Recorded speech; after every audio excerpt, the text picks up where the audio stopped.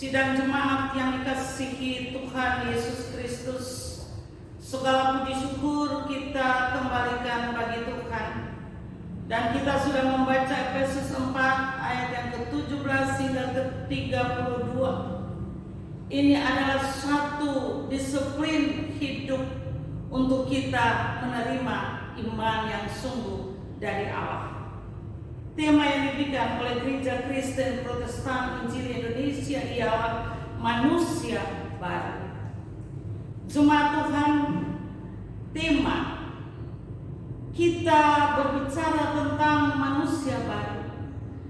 Manusia baru ialah manusia yang diciptakan menurut kehendak Allah di dalam kebenaran dan kekudusan, di mana orang-orang percaya yang percaya kepada Kristus diperbaharui, dipersatukan dengan Kristus. Sangat-sangat jelas ditegaskan pada ayat yang ke-17 hingga ayat yang ke-20. Haruslah hidup di dalam Tuhan, jangan mengandalkan pikiran kita yang sia-sia, yang akan membuat kita jauh dari persekutuan dengan Allah. Jemaat Tuhan, menjadi manusia baru, kita harus terus belajar mengenal Kristus, dan itu pada ayat yang ke-20. Kita juga harus menerima pengajaran kebenaran yang nyata di dalam Yesus, ayat yang ke-21. Kehidupan yang lama harus ditinggalkan, seperti hawa nafsu yang menyesatkan, ayat yang ke-22. Lalu kita melihat terus pada ayat yang ke-23 hingga 26. Hidup kita harus dibaharui di dalam roh dan pikiran kita di dalam Kristus, dan kita mengenakan manusia baru menurut kehendak Allah. Menjadi manusia baru, kita melihat dari ayat yang ke-26 hingga ayat yang ke-32. Kita harus menjauhkan amarah. Jangan memberikan kesempatan kepada iblis menguasai kehidupan kita. Kita hidup harus selalu mengerjakan pekerjaan yang baik. Kita juga harus membantu orang yang penuh kekurangan. Firman Tuhan ini menegur kita supaya dalam kehidupan ini, jika kita menghadapi kesusahan, kita tidak boleh keluar dari jalur Tuhan seperti kita mengingini sesuatu. Jangan mencuri, jangan ada perkataan kotor yang keluar dari mulutmu. Pakailah perkataan-perkataan yang baik untuk membangun kehidupanmu yang baik, supaya setiap apa yang kita keluarkan dari mulut kita, orang lain yang mendengarnya beroleh kasih karunia dari Tuhan. Sidang jemaat kekasih Tuhan, teristimewa firman Tuhan juga menegur kita. Jangan kamu mendukakan Roh Kudus. Ini yang paling kita harus lebih hati-hati, supaya kita tidak mengkhianati Roh Kudus yang Allah berikan bagi kita. Kadang-kadang kita berbicara bahwa ini loh Roh Kudus berbicara bagi saya. Kadang-kadang banyak orang Kristen menyaksikan bahwa Roh Kudus berbicara dengan saya. Roh Kudus mengatakan demikian, tetapi terbuktinya ada juga keluar dari jalur Roh Kudus. Sidang jemaat kekasih Tuhan, kenapa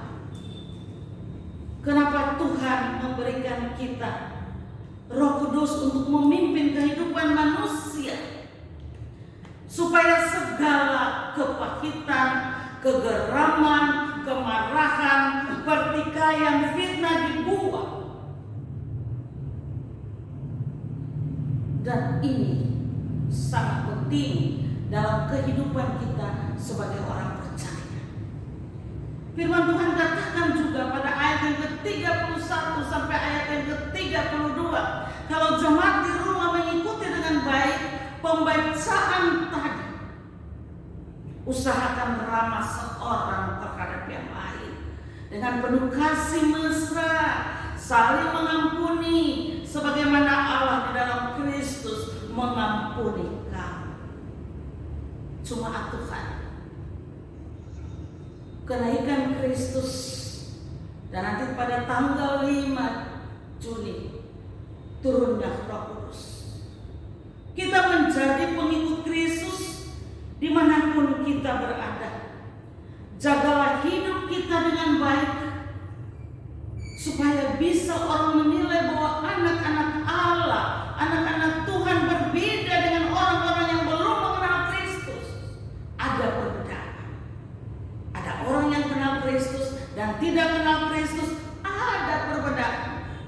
Kita harus hidup sesuai dengan kebenaran agar kita terus dituntun oleh suara Tuhan.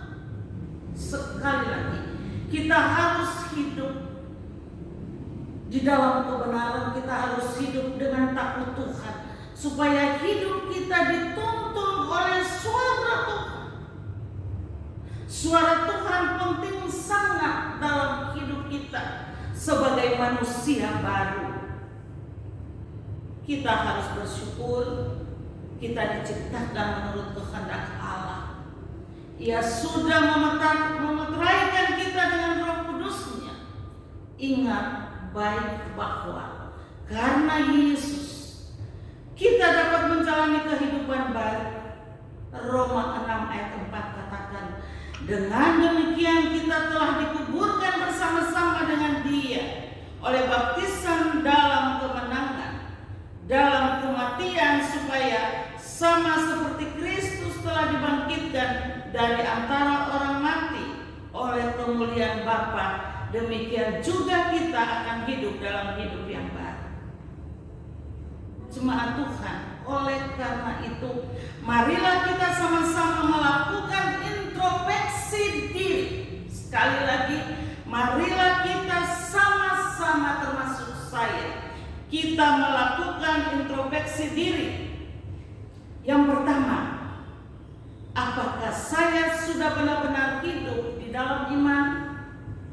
Yang kedua, apakah saya sudah melayani Tuhan dengan baik?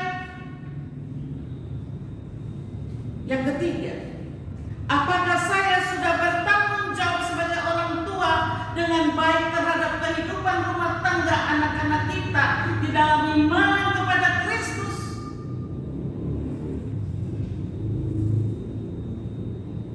Yang keempat, apakah saya sudah lahir baru dan tidak sombong dan ada banyak pertanyaan dalam hati kita sendiri? Silakan bertanya pada diri kita masing-masing. Ada banyak hal yang harus kita perbaiki dalam tubuh kita ini, dalam kehidupan kita ini. Banyak hal sekali yang harus kita belajar untuk melihat kembali apakah kita sudah melakukan banyak hal yang harus kita menyenangkan hati Allah. Jemaat kekasih Tuhan, ingat bahwa pertobatan itu berlaku untuk semua orang. Allah setia, bahkan kita tidak setia. Firman Tuhan dalam 2 Tesalonika 2 ayat 13, jika kita tidak setia, Dia tetap setia, karena Dia tidak dapat menyangkal dirinya. Belajar baik dari firman Tuhan, dan saya percaya beberapa hal yang tadi sudah kita dengar bersama, kita mohon akan rahmat Tuhan terus merahmati kita, dan firman Tuhan ini kita bersama-sama meyakini bahwa Tuhan akan menolong kita semua untuk melaksanakan firman-Nya sebagai manusia baru. Tuhan memberkati.